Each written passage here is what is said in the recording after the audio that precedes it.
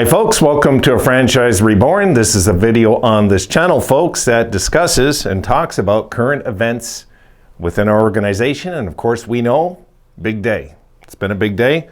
We're going to talk about it. We're going to look at it, discuss it a little. Guys, I can tell you, my feeling here is we didn't panic, and I like that. I do. Am I happy that we didn't maybe get one more piece? No, but am I happy we didn't give up any firsts or any big draft picks that we own in the minors, right? No, of course I'm not upset about that either. I don't want that. I want us to hang on to all our pieces if possible. So the Sabres gave up a second rounder today, as we know, and for Greenway. And it's the Vegas second round pick, folks. So you know, it's the lowest one on the totem pole. And let's not forget that we most likely will be getting that right back when Ryan Johnson eventually doesn't sign in Buffalo, like I don't think he's going to. I wasn't making it up, folks, when I said I don't think Johnson or Portillo sticking around. Okay, so let's see here, guys. This is Kevin Adams. He's he's talking here about acquiring Greenway, what it means to, he believes, to the organization. Check it out. Did you get when in a player like Greenway? Well, I'm excited about the obvious, which is the physical attributes. You know, a 6'6", talented power forward at a great age with experience. You know, Jordan's a player that Donnie has a long history with. Coached him at the NTDP. Knows him very well as a player and person. But as I watched him very closely over the last number of weeks, I think we have a player here that that we don't have currently. You know, a player that he adds physicality, grit, is a presence. He can hold on to pucks. He's talented where he can make plays and get up and down the ice, but also with that frame and his ability to hang on to pucks and just have a physical presence, I think is an important addition for us. That something I've been thinking about for a while and was hoping to add. Okay, so there you see, guys, he's talking about what I've been harping about forever on this channel, guys, the physical attribute that he brings to the team. This is the main reason we got this guy. 6'6", he's physical. This is what we need. Guys, you're going to see all sorts of mini fans. They're lost souls, folks. I mean, I think they still haven't gotten over losing the North Stars, honestly. They are absolutely convinced they fleeced us in this deal. We'll see. I don't see how we can go wrong getting a 6'6" guy with a coach that's way more familiar with him. Historically speaking, Granado has worked with him before, folks. So this is important. And Granado apparently was chomping at the bit to get him, So let's take a look, because they talk about Greenway and term here. This is, again, we'll go back into Kevin Adams. Kevin, when you look at the mold here, I think of Greenway, 26, he's got term. You've openly talked about this before. Is that one of the designs you wanted out of this deadline, to get another guy like that to add? Yes, exactly. We're evolving as a team. We're growing. I love, to think about 2.5 years ago, and where we were, and kind of the blueprint that we kind of started to really have to think about of what we were going to turn this franchise. And there's been a lot of really positive steps, and I think our team has taken a huge step right now. But you can't fast forward, to go to certain places. We have to do things intelligently, really assess what the right and wrong types of decisions are. And Jordan in particular, having 2 more years, so you're getting him now for the rest of this year, plus 2, at least, at a great age, right in your mid-20s when you're in your prime, but also experience. So, I said that about Tyson Jost, when we got him, a young player developing, but also 300 games of experience. I think that helps, our group. So it was exactly the type of fit we were looking for. And these deals aren't easy to make. I mean, but to do it without giving up one of our younger top prospects or something we weren't comfortable in terms of the draft was a challenge, but we were able to get it done. Okay, so you heard Adams there. He talks about they wanted to make sure there was term, and we got term in the deal. As Minnesota fans are laughing there was term in the deal. Minnesota fans, that's what we were trying to find. We're not looking for a guy that's going to get 30 goals. I think many fans are kind of lost when they don't understand our system. We're not trying to find a guy that's going to get 25 goals a year here. We're trying to find a guy that's going to be big, physical, and reasonable. $3 million a year is reasonable for what we desperately lack on our team, guys, is physical play. It doesn't take much brains to play with physical play if the guy is a 6'6" frame and a mean streak, is what I'm saying. And people, and many will say, yeah, but he didn't bring that here. Maybe your coach just didn't bring it out of him. We have a much better coach. Sorry, Minnesota, but we do. We have a much better coach than you guys. So why don't you lay out judgment till you see what Granado does with him? Because I guarantee when he's getting 20 goals a year and everybody's saying what a pickup that was from Minnesota, what the Sabres got here, it's exactly what they needed. Minnesota fans will be putting their head in the dirt, and they shouldn't, to tell you the truth, because they just shouldn't. It's a different coach, different system, complete different team he's coming to, a younger, faster, upswing team. And I think that can only benefit a guy like this coming over because he knows his role already, guys. Now, Adams was also talked about, he's trying to build a team, guys, with sustainable success, right? This is always what he harps on. Let's take a look. I don't know if I can explain this the right way, but I'll try. I don't really think about being a buyer or seller. I think about what we're on a path trying to do here and how we're trying to set this organization up for sustainable success and how we're trying to build this around, elite level talent and character and people that buy in to what we're doing.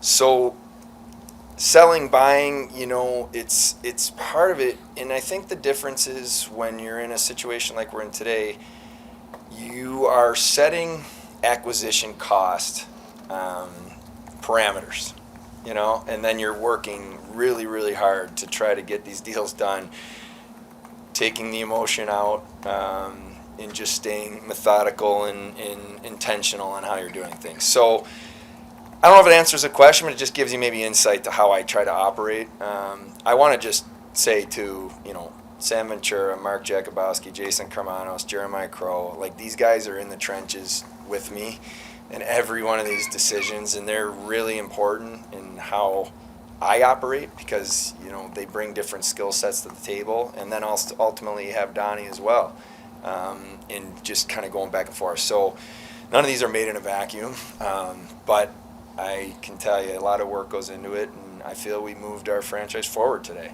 without compromising on things we were not willing to do. So he talks about they're not compromising on things. Look, a lot of people don't seem to get that we don't want to trade our assets away, folks. We don't want to do that. If we do that, it's going to backfire eventually. How many times have we tried to do the fast forward thing with our team and failed, guys? So far, this is working. I know it sucks that most likely we're going to struggle maybe to close out the season. We might, depending on injuries. And the truth is, guys, Dahlin looks like he's coming back. But we might struggle regardless. We're a young team. So we've got to be forgiving and we got to be patient and we got to realize that if it's not in the cards to make it this year, it's just not in the cards. But the kids have shown us for 3/4 of a season they can be right there. When's the last time we could say that with the youngest and lowest paid team in hockey in our entire history? Probably never, right? Think about it. So let's be patient. Let's be patient. As much as I'm with you, I wanted to get another piece. Let's be patient. Okay, here we're going to see Granado. This is in. If you haven't seen the whole interview, check it out after. But this is these are clips I just chopped out. Here we're going to see Granado talking about. Adams talking about Granado's past with Greenway. Here we go. When it comes to Jordan, Don Granado has a good history with him. Does he feel, when you chatted with him and talked to him about him, does he feel he can get more out of him? Yeah, it's exactly why we did it. You know, for me, well, first of all, I have a ton of trust and faith in Don Granado, in his coaching ability, his one of his greatest strengths is his passion for the players and the relationships that he builds. And he was pounding the table on this one and saying, I know that there is more, you know, to this player, and I believe that if we acquire him and we get him in our environment and the way Donnie wants to handle the certain, you know, however our system tweaks, all that stuff, he goes, I believe that we're getting a really important hockey player, you know. And so I put a lot of stock in that. And I just think that's, in my position, as you've heard me say before, I have to ask a lot of questions. I have to challenge. It's easy to say you want to do something, but, you know, there's a lot of, well, why? Tell me what this means. Well, how is it going to work, and where is it going to go? And I ask all those questions. But I did put a lot of stock in Donnie's past with Jordan and what he believes he can do moving forward. So there you see, you know, he said he put a lot of stock into the fact that Granado has a history with this guy. Granado believed that this would be a really smart pickup. Guys, when have they been wrong? Really, when have they been wrong? When we traded out and got Bjork back? Come on, you know, like, we can't go there. You know, there's going to be some mistakes that we make. Could this be one? It could be. I can't see how we can go wrong with a 6'6" guy weighing 235 pounds. I don't see how we can go wrong. We need that. We need a mean streak on this team, guys, desperately. Desperately. All right, now in this clip here, guys, he talks about how Granado basically wanted to land him. Check it out. Well, Don, obviously, I mean, there's proof, right? We look at Tage Thompson, what's happened with him, Rasmus, and there are other examples, Kevin, in your organization. Maybe if I could just dive a little deeper into that conversation you had with Don, what does he feel this kid needs to get by or kind of overcome? Is it intangible? Is it motor? Well, you know, and Donnie probably do a better job of answering the question tomorrow for you. But what I can tell you is, not every player is coached the same way. And where Donnie is incredibly talented, and well, he's talented in many ways, but one of the talents, in my opinion, Donnie possesses is nuances within psychology of handling his players. Which players need to be really pushed, which players need to be hugged a little bit, which players don't even want to talk to you, which players want to talk to you every day. You know, those are things that Donnie has a really good feel for. And the one thing that he adamantly talked to me about was, I believe I know how to coach this player and get the most out of him. What's cool there is they make reference to the success he's had with other players, you know? Do we forget that quickly, how we our own fans were saying that Tage was a horrible trade? Remember, guys, you were guilty too. I was guilty. A lot of us were guilty. Those of you that said you never said that, well, you're a better liar than I am, because I'll tell you what, Tage Thompson looked like a disastrous trade at one time. But I've always been the believer, check in 4 years a trade, then you decide. Check in 4 years. If this guy comes here and has a major impact of the kids feeling secure on the ice, think of what that can do, you know? Just a thought. All right, I want to go into Granado. Adams talks about, here he talks about not going on not hitting fast forward, guys. We don't want to hit fast forward. Check this clip here. You talked about not wanting to fast forward things. And the standings kind of put you in the position, whether you want to or not, you kind of do, because you're in this thing pretty deep. Where do you feel this team is right now in the way to the last 2 games? And, you know, they need to get healthier for one thing, but what can get you over the top and get you in, do you think? I love where we're at right now. We've played 60 games, I think now, 4 points back. We're the youngest team in the NHL who comes to the rink. They love each other in that room. They love playing here. So that is like so awesome to see. What I want to see our guys do is just go and just be them. Like, play fearlessly, earn everything they're going to get, and the big message, and I talked to the team this morning, the big message that I believe that I wanted them to hear was our biggest growth, in my opinion, over the next 6, 12, 18, 24 months is going to come internally. Now that's, for me, the two key words, guys. Internal growth. We've all talked about it, and it's days like today that it's a little painful to accept, right? Look, internal growth. Are we going to believe in the plan or not? You know, we don't want to do what the Maple Leafs have done and go all in and trade all our first round picks. I hope it never comes to that, because Toronto's banking they're going to get through Tampa Bay this year. Folks, what if Toronto lose that series now? It's just a thought. So I hope it doesn't come to that. And I like building internally. I'm a big believer in rebuilds and taking time, because I seen us just fall short of giving Scotty Bowman enough time back in the 80s, you know? So anyway, let's keep moving on. Okay, Adam's here. He goes on to, where are we? Oh, the Stillman deal. Let's check it out.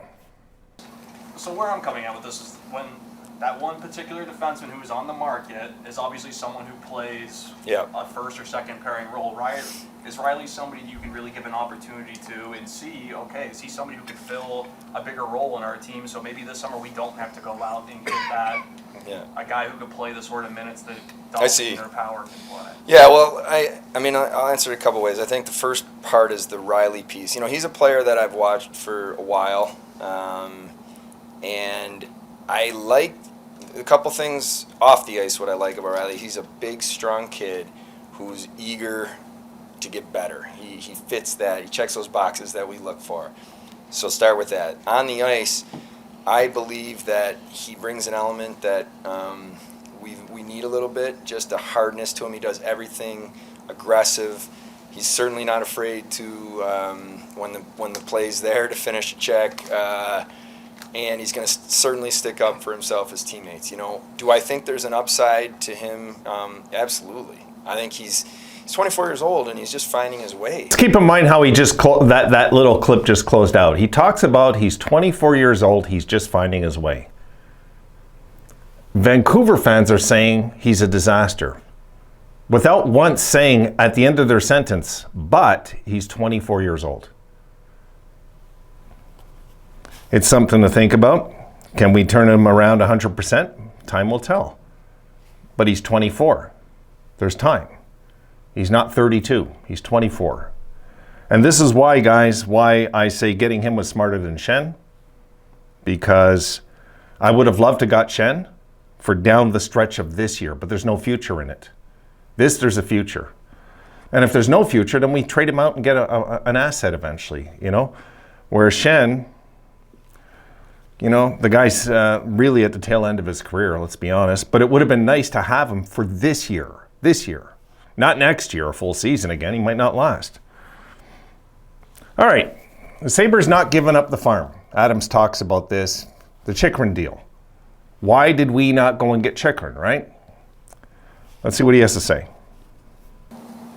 Arizona wanted more from you than they took from Ottawa, right? Your words. I think that's a pretty, am I allowed to say yes? Yes. But in general terms, it sounds like teams were more interested in your young players than draft picks, where maybe for another team, they were more interested in draft picks. Is that fair to say? Yeah, exactly. That's exactly the point I just made.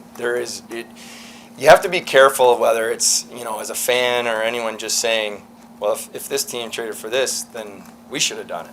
You know, that's not the way it typically works. Just, you know, and there are, of course, in the conversations there is a line that we would draw in a situation like that as we got to that spot that we are not going over. And we're not in a situation where we feel that we are backs against the wall, desperate. I am thrilled to death that there's an absolute arms race going on in the East over the last couple weeks, and just There's high prices, and I get it. But, you know, I think that we wanted to be really careful of that too. But yeah, I think what you said is exactly right. And we always are going to be in conversations, especially when it comes to good hockey players, because I think that's important. But, you know, I think from our standpoint, sticking with our plan, doing it the right way, what makes sense for us is what we had to do. Not being desperate, not giving up the farm, not giving up assets. That to me makes sense right away. You know, like I think that's actually pretty simple. You know, you don't go and give up the farm. And he was clear here, Adams, that when we talked to Coyotes, they wanted a lot more. They wanted a lot more than what they eventually got from somebody else. So, you know, that's why he was laughing. You know, he was sincere. It's just, you know, at that point, it's like, okay, you know, the days are too busy. You're not going to go back. We tried. We went in on Chikrin. They seemed we were trying to get him a little more maybe excited. But then when the clock started ticking down, I'm just saying maybe there's a bit of panic. They didn't want to wait till the last minute with Chikrin. They figured out. And they moved him to Ottawa, which is fine. Which is fine. I mean, let's face it, now the Senators are capped out for next year, so they can't really improve. They're a good team now, you know, but we'll see next year how they figure all that out. They for sure, I don't think, will be able to keep DeBrincat. I don't think, anyway. So we'll see. And then Adams goes on, he talks about not having a team that is desperate. We don't want to be guys, we don't want to come off as desperate this year. We shouldn't. As fans, we should not want to come off as desperate. Check this clip. What you cannot do in my position is get emotional, desperate, or give any sense around, you know, to your counterparts that you have to do something, because you can make mistakes or get taken advantage of. Now, I promise you that I give my colleagues the same answer that I've said to you guys. We have done a deep dive and learned from what's gone on in the past. It's reality, but we're not living there, and we can't make decisions because of the past how many years. We can't change course and make those decisions. I understand, but I also, it's why I get choked up, because I believe so much in these guys in this room that I don't feel that that's something we need to dwell on. But we've thought a lot about it, learned from what's gone on, but we're not going to live there. Guys, I like that. I'll just say I like that in Adams. No. We if anything, he established himself as a general manager in the Jack Eichel deal. I didn't clip that part out, but he did touch on it. You don't go and act desperate, absolute desperate, to get everything you need for this year. You're looking for long-term success. You're looking for a team. You don't want to toss away anything for those years coming because of this year only. We're not going to win a cup this year, even if we got in. We're not winning the cup this year, guys. We could. We're not going to, you know. I'm just going to be honest there. So is there really that much of a desperation? Yeah, because we're dying to see playoff hockey. But outside of that reason, you know, not really. Eric Portillo, this I liked. I was really hoping to come into this deadline and make a deal for Portillo. You guys know the situation. It's became clear to me that I was told this was not a market that he felt he wanted to play in, and didn't necessarily see a pathway to the NHL. And you guys understand, like, we want players that want to be here, and we want players that want to compete every day to be National Hockey League players. So it was a really important to try to find a way to recoup that asset, which fortunately we were able to do. And it's a great deal for LA. They're getting a really talented goalie who's a very good prospect. You could tell he's a little pissed off here with Portillo. Portillo was looking for an easy ride into the NHL, it sounds like, guys. That's how it sounded to me. And you could see the look in his face. He seems pissed off here. He does. You know, he looks like it really bothered him that this guy not only didn't really want to come here, he wanted kind of a pathway into the NHL. Get rid of him. I told you guys, head cases, get rid of them early. Granado. Adams is great at this, guys. He's great at picking up toxic players ahead of time and getting them out of here. Moving on. I'm glad he's gone when I heard this. Devon Levi. Touches on Devon Levi. Listen to this. And then, of course, Devon Levi. And that'll be a really, really important piece for us. I want to be respectful to Devon. He's in an important time in their college season, and but we'll have those conversations at the right time. But I feel good. And then obviously we drafted a goalie last year. It's a timeline, and those things take a while. But big picture, I feel good. And I was really happy to get the asset coming back to recoup that for Eric. So that's that there. You know, Devon Levi's obviously our goalie of the future. I don't think any of us should be surprised at this. Guys, live in reality, please. Stop looking for a reason maybe that I'm wrong and try to look at reality. You know what I mean? I mean, the reality has been from the start that Devon Levi's a far better goalie. He just is. Than Portillo. Portillo, you know what? They might have a Cal Peterson 2.0 over in LA now. Let them have him. Ticks me off, even the people that were thinking that Devon Levi should take a backseat to this guy. It's like, come on. Did you see the Team Canada tournament some years ago? Come on. And touching up on Rasmus Asplund, I figured I'd toss this in. Rasmus Asplund, I can't say enough good things about the human being. I understand it was a challenging season for him. Just kind of, he had a really good year last year. Kind of just out of the lineup, and it's hard. So I really was hoping to do the right thing for him, but also we wanted to at least find a way to get an asset back, that we were able to do. So no, he was a good pro. He just I just spoke to him. The trade call, just having minutes before he walked in, and just spoke to him, and he was just really appreciative, and he said, I can't wait to see you guys in the playoffs. It's going to be fun to watch, so it just gives you a little insight of what a special person he is. Classy gesture by Adams to say that. If you notice, guys, whenever he severs ties with with players, he kind of leaves a good taste in everybody's mouth, Maybe not so much with Jack, but Jack had an attitude to start with, so it doesn't really matter. We were never bringing him back. But he still didn't go public on Jack and say, he can shut his mouth, or he didn't do any of that, I think Asplund, just wish him well, I'm glad we traded him, guys. He was one of the weaker links on this team. There's other guys we got to get rid of. If we're going to have any, this thing about keeping our favorite players, okay, doesn't make any sense. I seen people post on my channel about Olofsson, saying, well, look, he has over 20 goals and we're complaining. I'm like, buddy, do you realize he hasn't thrown a hit in 10 games or scored? And you're good with this? You're good with what, the number? Because he's one-dimensional? What if he had no shot? Remember when his wrist was just a little sprained last year? Whatever it was sprained, it wasn't broken. He couldn't get a goal for 30 games. So he doesn't know how to position himself. He has no hockey instinct, no hockey IQ to be what he's doing out there. He just has a deadly shot. Remember that. $5 million for one dimension. Remember that. I disagree. He gets paid too much. This year's proof. And for those of you that want to pretend that he's better than what I say, that's good. Start a channel.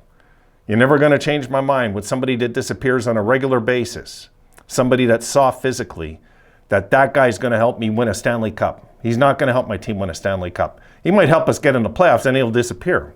And then what happens? Then we say, oh, well, maybe we should have traded him. Like, come on. I'm getting ticked off now. I don't want to rant. Here we go. All right, we'll look at the in and out. Here's a clip. Okay, in. Riley Stillman, Jordan Greenway. 3rd rounder 2023, 7th rounder 2025, $4.3 million of cap. Out, prospect Josh Bloom, Rasmus Asplund, Anders Bork. 2nd rounder, the Vegas 2nd rounder coming up this summer. And a 5th rounder in 2024 and $1.25 million of cap. So what does that mean? We're spending $3 million more on the team now. And people say, well, we lost a second rounder. Yeah, we don't get things for free in life, guys. You got to pay it the cash. But I mean, we do have the other second rounder coming in anyway with Johnson, I figure. So it's not the end of the world, you know, it's just not. I'm not going to worry about like losing a second rounder when we get a 6'6" forward now who can bang bodies on the board. This is exactly what we need. I don't care what the Minnesota fans say. We have a better coach, we have a better system, we have a faster team, we have a more talented team, and we have a better future than they do. Go look at their cap, guys. Go look at their cap. Look at the bottom. Look at buyouts. Go look at it. Go to capfriendly.com and check their cap is a disaster. An utter disaster. I like the team. I'll say that much about them. I kind of cheer the Wild on. But they're not a smart organization with money. They're actually very stupid. So we'll see how Guerin tries to resolve the mess he inherited, because he inherited a disastrous mess out there that's going to be a mess for at least 2 more seasons, and they're overpaying some players too. So we'll see. We'll just see what they do. With us, we're the healthiest team in the league when it comes to cap, folks. So I don't worry. We got a cap genius on our hands here. This guy knows what he's doing with the money. If he added $3 million of salary, it's because he realizes somebody like Gergensons might not be on the team next year anyway. And that's a 2-for-1 getting these 2 guys. I'm just saying, we'll see. All right, guys, done. I know this has been a long video. Thanks for seeing it through. I just thought I'd put it out there. Just my takes on it, my takes on the interview. And I'm happy with the pickups, guys, for sure. We needed some grit on this team. We got it. Let's see now where this goes. And let's see if it has any kind of bearing on the team going forward. I think it will. I just believe it will. And then in the off season, if we need more, we've already got some at least now, finally. See you tomorrow, guys.